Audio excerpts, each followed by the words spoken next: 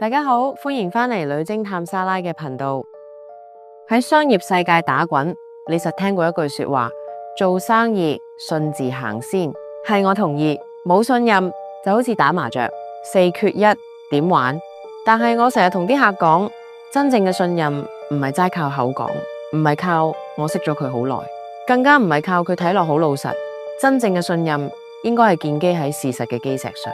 點解咁講？你諗下，當你同一個新嘅合作夥伴傾緊單大嘢，份約就嚟簽，佢俾你嘅數字靚到爆，背景故事動聽到可以拍電影，但你有冇諗過點解佢咁好死，淨係喺你合作？我哋處理過好多商業糾紛嘅個案，發現一個共通點：出事之前其實一定有跡可尋。你可能會發現佢公司註冊地址同佢講嘅總部位置唔一致，佢聲稱嘅往績客戶，你打聽返嚟嘅評價又另一回事。呢啲唔一致嘅資訊，唔好當佢係小事，覺得自己多疑。喺商業世界，不一致嘅資訊往往就係風險嘅前兆。就好似你揸車，表板上面盞黃燈，着咗你當冇嘢唔理佢，結果好可能下次就係跪低喺公路。所以我哋成日提出一個概念叫做盡職調查。好多中小企老闆一聽到就話嘥氣啦，查乜嘢啫？咁唔信人，不如唔好合作。但其實專業嘅盡職調查從來唔係出於不信任，而係咁諗嘅。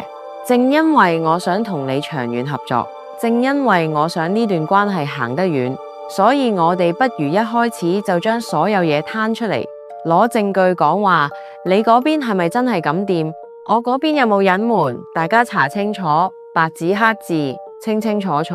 我同你計條數，你投資100萬落一個項目，如果因為對方隱瞞債務，或者佢嘅管理層有信貸問題，最後單雕爛尾，你蝕嘅可能唔止100萬，仲有機會成本、時間、聲譽都會成為你嘅損失。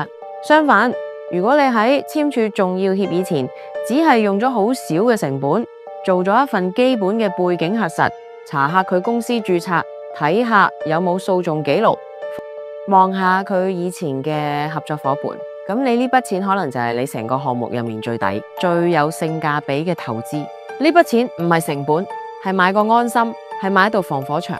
真正襟撈嘅生意人係唔怕你查，反而歡迎你查，因為佢知查完之後，大家先可以冇後顧之憂，瞓得着覺，全力去搏。所以下次當你心入面閃過一秒猶豫，覺得佢講嘅嘢好似有啲唔對路嘅時候，唔好放過嗰一秒。嗰一秒可能就係你嘅直覺喺度保護你。與其估下，不如交俾專業嘅人幫你還原事實，將信任建基喺證據之上，咁樣大家先可以行得更遠。